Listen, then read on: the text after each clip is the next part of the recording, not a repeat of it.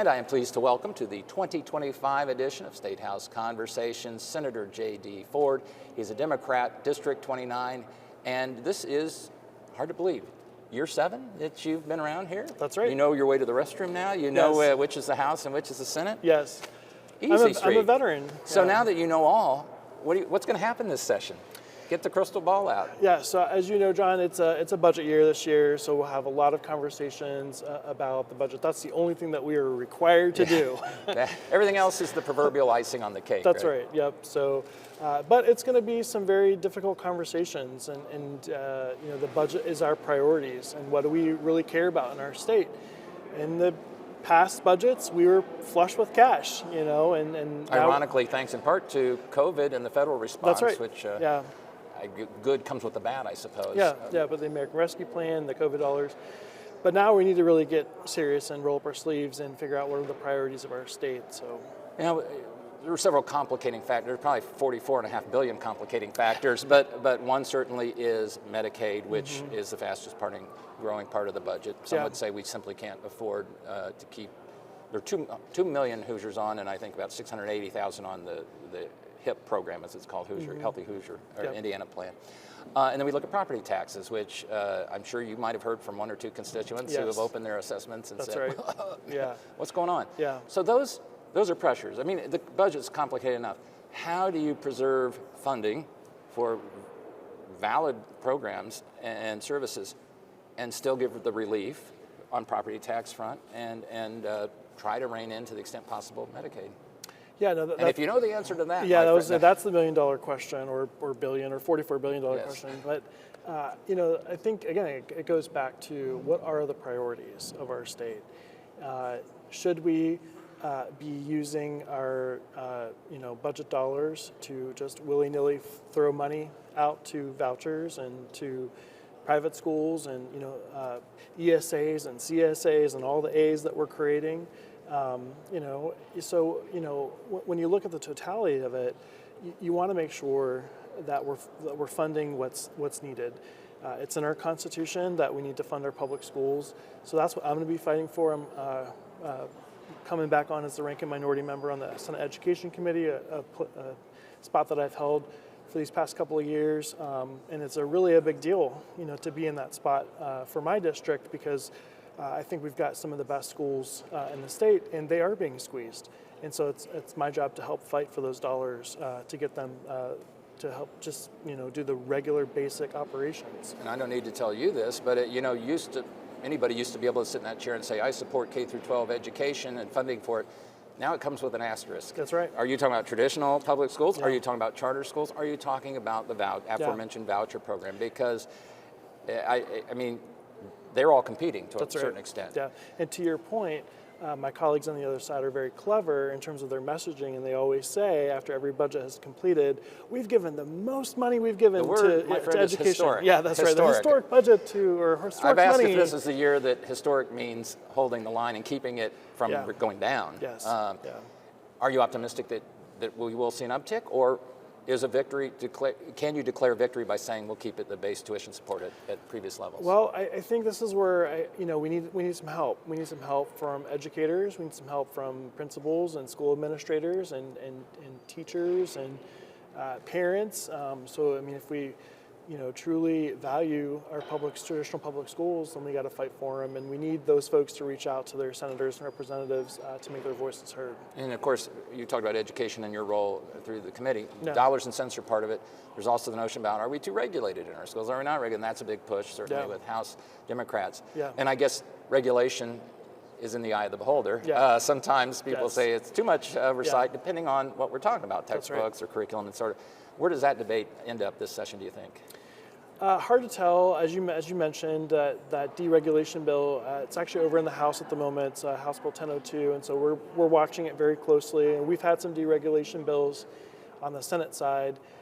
And when we get into, for example, last time we tried to deregulate, we took out some seizure training for administrators and educators, and so that really was not good. And so when we're deregulating, we've got to be reminded that there are some certain things that those trainings are helpful for.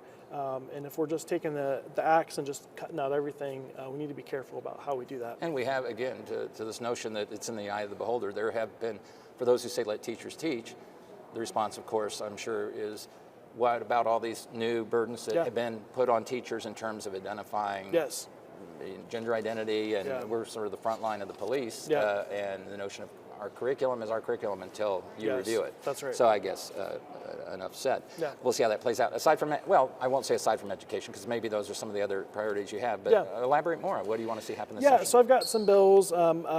My Senate Bill 38 is a syringe exchange program. So the Department of Veteran Affairs operates a facility here in Marion County. They think on the federal level they have the language they needed to do a syringe exchange program. However, it's not specifically spelled out in our state statute. And so really this is just closing the loop and allowing them to do that. So that's Senate Bill 38. Senate Bill 39 I think is a cool tool for our locals. It's my referendum property tax levy for parks. So I know that we're going to get lots of attention about property taxes, in terms of lots going on there. However, I do think though that if there are some municipal cities and towns who want to go to the voters and say, hey, we have really good parks, but sometimes when we're crafting a budget, the parks always get kind of left off, right? And so could we ask the voters for more money for parks? And this would be a decision on the part of local parks. Locals. And so even if the state dollars are squeezed, there is recourse perhaps. Yeah, I've got Senate Bill 69, which is a homeowner association for child safety requirements. I met with the chairman. Unfortunately, this is going to die in committee.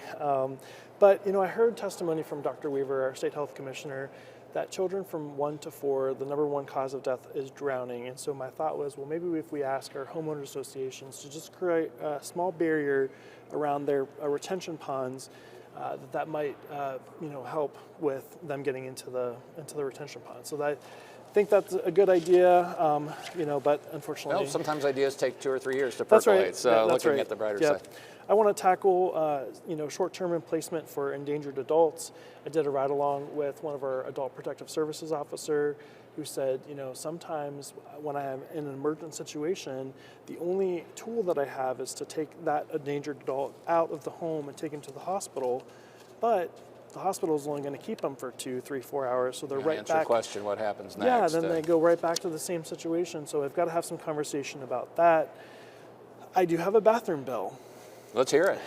So my bathroom bill, unlike some of the bathroom bills that have been filed, not only here but across the nation, mine is access to employee restrooms. So if you have a documented health condition such as Crohn's, colitis,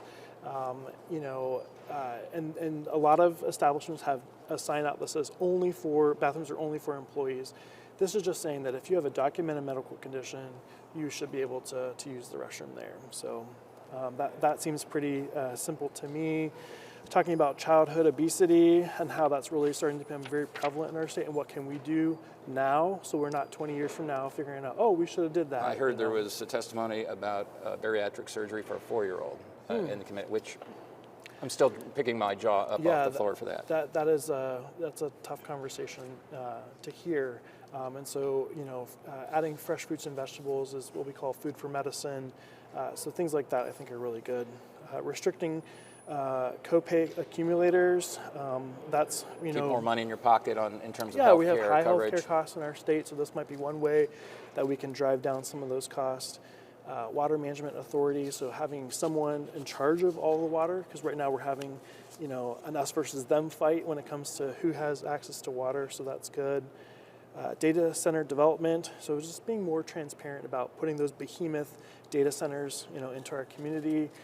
And then I've got another homeowners association bill that provides more transparency, so that way people know exactly what they're being fined for, and some other things about just being more transparent for HOAs. LSA must have a poster of you with a dartboard up there, all the bills you've had them drafting here. Yes. Certainly, this is, I know it's a long session, but if we get to all this, it's going to be an even longer session. Well, and that's a good segue to really thank those folks over at LSA, because they're really the workhorses, and they work over. They draft the bill. holidays. I should say, for those who don't follow it, they kind of write the. You say you're we the think author. of the idea. They write the bills. That's right. Yeah.